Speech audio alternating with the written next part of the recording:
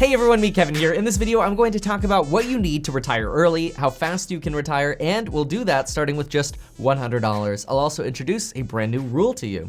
Quick note though, many of you might not know this yet, but I've been holding small voice-only chats with many of you, and a lot of you have been loving them. If you'd like to join those voice-only group chats where I can help sort of mentor you with any questions that you have about business or money or finance or whatever, I encourage you to check out the links to the programs down below. You'll find the link to the voice chats right next to the link for life insurance, which you can sign up for in as little as 5 minutes, and 2 free stocks with Webull, as long as you deposit just $100. Okay, let's get started. The easiest way to determine how to retire is to determine how much money we need to retire. Think of it kind of like making a goal. So I want you to ask yourself, how much monthly income, not considering taxes, do you need to retire? We'll worry about taxes and all that stuff later. For now, I just want you to ask yourself, hey, based on what I'm making today, can I retire with $3,000 per month? Can I retire with $5,000 per month? Or do I need $10,000 per month? Maybe I want $10,000 or $12,000 or $15,000 per month because I want to live gildedly. Whatever the monthly amount is that you desire, I just want you to take that number and multiply it by 200. And that's it. So that is the amount of wealth that you need to create in order to retire. Now, this video is of course for entertainment purposes only, so always consult a professional who knows your personal situation better than I do, but this video might help you get started, so let's try it together. Let's go with $5,000 a month. $5,000 times 200 is $1 million. Okay, so we need $1 million of wealth to be able to retire. Now, multiply that $1 million by 6%. That's what I'm using as our rate of return on our invested money. Well, that's going to give you $60,000 of annual income. Divide that by 12, and you get $5,000 per month. And there you go. The rule of 200 tells you exactly how much wealth you need to be able to retire so that when invested, and as long as you're investing at 6%, you don't have to work anymore.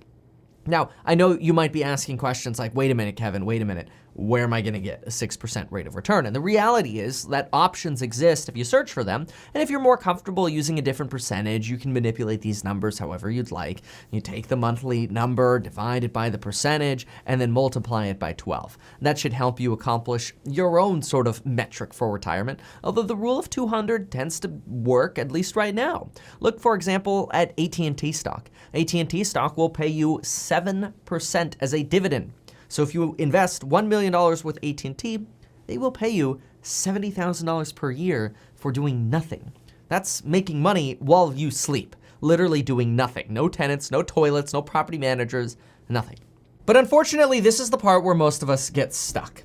It's not realizing that there are 2 parts or sort of 2 phases of life.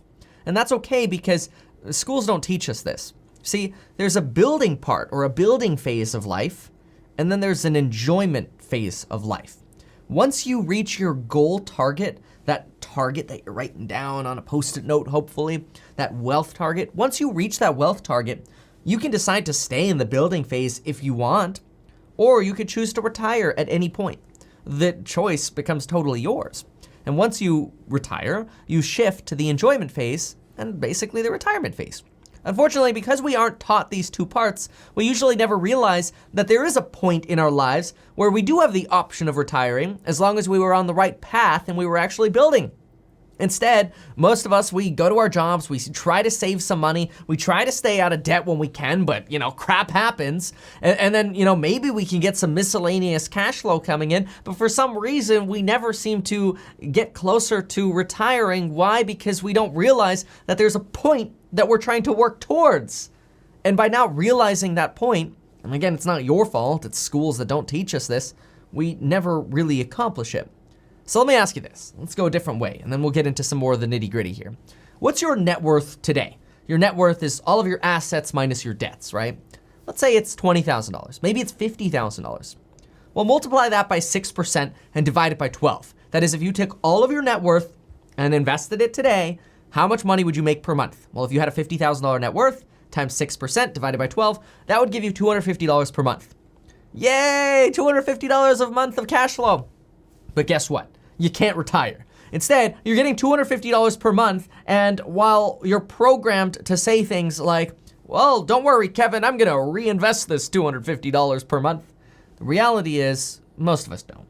So instead of focusing on where can I get the next $50 a month of cash flow? Where can I get the next $100 a month of cash flow? And then aimlessly trying to go through life without that target in mind, write the target. And your goal becomes a wealth target. I recommend you put it on a sticky note and put it somewhere you're gonna see it every day. Put it above your toothbrush. And then every single day, ask yourself, what did I do today to build my wealth? Are the actions and the decisions that I made today, if you brush your teeth at night, or yesterday, if you brush your teeth in the morning, in line with me building my wealth? And if not, what can I do to change that? So do this right now. Write down the monthly income amount, ignore the taxes on a piece of paper, and we'll talk about taxes later. Multiply that by 200, and then the result you get, put it on a Post-it note and stick it somewhere. Now, notice we're not talking about building our cash flow during the building phase. We're gonna have cash flow in the retirement phase. But wait, I just said, don't worry about cash flow, and I know I might lose some of you, so let me explain that. Let's clean the slate for a second, remove all thoughts that we have about cash flow and passive income and all of that, and ask yourself this. When you're not retired, do you need passive income to survive? That is, when you're working anyway, do you really need the passive income to survive? And the answer is probably not. And in that case, you should probably focus on your wealth. But what usually happens when we get cash flow? Well, there are two problems that happen with cash flow.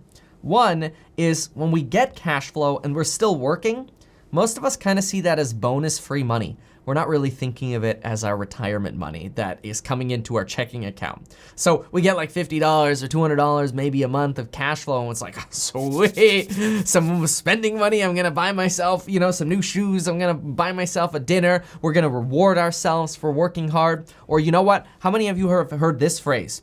I only let my passive income pay for all the fun stuff that I want. So that way my passive income is paying for my car and my toys and my vacation and all that kind of stuff. Like, look, that's great, that's cool, but for most people, that just means they're robbing themselves of their retirement. So frequently we create cash flow, and then at the same time, we also create more expenses. So we're increasing our standard of living the more cash flow we get. That's totally the opposite of cash flow. Most of us who are getting cash flow now, we're supposed to reinvest this so that we can keep growing our portfolio, right? But instead, we tend to trick ourselves into spending more money. This is dangerous, but it's not the only dangerous thing. Like, let's say you were disciplined, and let's say you're like, Kevin, that is not a problem for me. Fear is not a factor for me. I will not use that cash flow. I will reinvest all my cash flow. In fact, I turned on automatic dividend reinvesting with my stock trading platforms like Robinhood or whatever. Well, cool. But what also happens while you're working and you receive cash flow? Well, it's the second problem. When you're working, and let's say you make your first $50,000 a year at your job, cool, that goes through the tax brackets and you get taxed. But then you make extra money. You make extra cash flow. That gets tacked on to the end, and it usually gets taxed at your highest personal income tax rate, with the exception of certain investments like some dividends, but usually shorter-term dividends still get taxed a lot higher than long-term capital gains. Don't worry so much about that right now. Just know that if you make money, and then you make cash flow on top of that, your cash flow usually gets taxed at a high rate. And let's say that rate's somewhere around 35%. But you're saving for retirement, right? You've written down your goal, you're saving for retirement, and you're getting a bunch of cash flow. So you get $100 of extra cash flow, and you're disciplined and you're going to reinvest it. But wait, you received the $100, but because you received it, you have to give $35 to the government in taxes. Now you're only left with $65 to reinvest. So you actually just made it even harder for you to get to your wealth figure. You're better off telling that dividend company during the building phase of life, keep the dreaded dividend, just make the company more valuable because that's going to increase my net worth faster and it's going to prevent me from having to pay taxes now. I don't want to pay taxes now. We'll figure out how to deal with taxes later. And we'll talk about taxes later in this video. But instead, now I want you to focus on how can you focus on retirement and building wealth? Because when you're building your wealth, your goal is not to pay taxes on that wealth. For example, let's say you put money into Tesla stock at $750 and then it doubled to $1,500. You're not paying taxes on that gain. Your wealth just went up and you're not paying taxes on that gain. Again, we'll talk about taxes later. When you buy real estate, below market value, you're not paying taxes on that increase in net worth. People ask me all the time, Kevin, should I invest in real estate for cash flow or should I invest in real estate for my net worth? And it depends. And you should know, watching this video, what does it depend on? It depends on what phase of life you're in. If you're in the building phase of life, you invest for wealth. If you're getting started, you invest for wealth, not cash flow, because cash flow is going to get eaten away with taxes and mismanagement and the likelihood that you're going to feel wealthier. And when you feel wealthier, you increase your spending and you increase your standard of living. Okay, now, when do you go for real estate cash flow and stock cash flow? Retirement phase. So let's talk about starting. When it comes to starting with $100, what should you do? I mean, after all, let's be real. We're not going to retire on $100, right? But we can use this $100 to get us started. Because even if you're starting slowly, you're a step ahead of everybody else who isn't starting. And life isn't a game of relativity. Life is a game of not comparing yourself to others, even though that happens. Life is a game of trying to figure out how you can get to that point. You build, boom, ding, you hit the red bell. Oh yeah, enjoyment phase, right? That's the goal. And so the first thing you should do with your first $100, well, if you haven't done this yet, you should really do this, is number one, write on a Post-it note the wealth amount you need. That's not gonna cost you a lot from your $99 or $100. I mean, even if it costs you $1, you'll have a $99 left, right? So write that number on a Post-it note, really, like, I know that sounds crazy. It's like, seriously, is this just like some motivation video? We're gonna talk details here in just a moment as well, more than what we already have. But writing that number down, whether you believe in like The Secret or whatever, looking at that number every single day and asking yourself, am I on track, is going to help you make it happen. Now, number two, I want you to take your first leftover $100, whatever you have, you know, maybe it's $99.50 because you had to buy a Post-it note, and invest it into something that is going to build your wealth. Okay, that's the only rule. Build your wealth, not cash flow, wealth. Okay, how do you build your wealth? Well, there are a few different ways you can do that. You can invest $100 into your education, because your education into maybe becoming a certified financial planner or a real estate agent or a licensed contractor instead of a handyman or a loan officer, or maybe you're gonna go to a coding boot camp. These are things that are going to increase your capacity for making more money, which making more money is going to enable you to build your wealth faster because you're going to have more money to invest. Grind now, play later, right? So education's a good one. You could also buy your first stocks if you haven't yet. You could go to, for example, M1 Finance. You could look at the little portfolio I put together the other day. Go to metkevin.com/1337. Look at the top stocks there and pick some of the quality ones, or invest in that pie of 46 stocks. Put that $100 to work. If you don't believe in the stock market, try it. It's $100. Put it in. See what happens. Get your feet wet. Or maybe that $100 is gonna go towards paying off your credit card debt so you can finally, and again, maybe not paying off everything, but you're starting on that path, so that you can finally start qualifying to buy your first home and actually building wealth. Remember, the net worth of tenants is on average $5,600. The net worth of homeowners on average is $196,000. Why is that? Well, it's because homeowners own assets. And so you gotta get on that train of building wealth. And so what's the absolute fastest possible way to build your wealth? Like, let's say you got a job, you got most of your debt paid off, and you know, now what? Like, how do I build my wealth? Like, you feel like you're paycheck to paycheck, but you can save a little bit. How do you build your wealth? The easiest way to build your wealth in America is taking advantage of the fact that you can buy a house for 5% down or as low as 3% down. And you're looking for $80,000 golden tickets. And that means every time you go buy a house and you go move into it and live it, you do some paint and carpet and a little bit of fixing up, your net worth went up $80,000 more because you bought a property that was maybe a little stinky and needed a little bit of work and cleaning up. You were willing to put that grind and that effort in. It's not that big of a deal if you think about it. Paint and carpet. Any of y'all watching this video can do paint and carpet. And every time you buy real estate, you make it gold of instantly seeing your net worth go up by $80,000 because you're buying real estate below market value. I'm not asking you to focus on cash flow right now. I'm asking you to focus on wealth. Because remember, wealth building phase, hit the red bell, boom, go to cash flow, right? So if you have a goal of $5,000 per month of cash flow when you retire, that's $1 million of net worth. And if you're serious about creating $1 million net worth becoming a millionaire, one of the easiest and fastest ways to do it is by buying real estate. I did it in under 7 years. Before YouTube, before I had a single subscriber on YouTube. Okay, that's not true. I had like 13 subscribers on YouTube for like the first 7 years of my career, okay?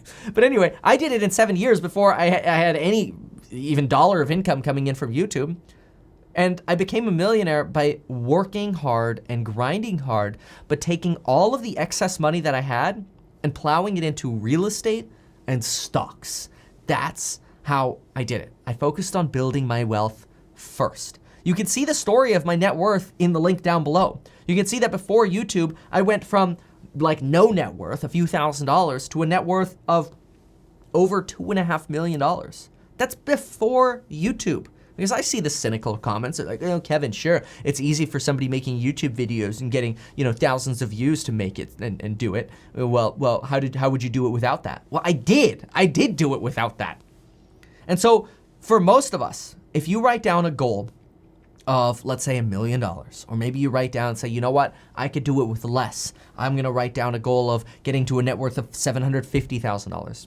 Most of us can achieve this within 10 years by leveraging our jobs and safely buying below market value real estate that is going to increase your net worth. That would give you what you're looking for. And remember, there are plenty of opportunities to figure out where to invest your money to get that 7% dividend or the 6% dividend or the 5% dividend, whatever you feel comfortable with. But you have to get wealth first. Like, why are we gonna make a video talking about all the ways you can get passive income when in reality that's talking to people who already have a net worth, right? Realistically, we should be talking about that when you have a net worth of $250,000, $500,000, $1 million. But we gotta get that net worth first. And that's what this video is about. So far, if you've liked this video, we're gonna talk about taxes here, but if you've liked this video so far, could I ask you to share it with somebody that you care about? I think this video could have a really big impact on your friends and family, and I'd love it if I could ask you to share this video with them. Now, how do you prevent paying taxes?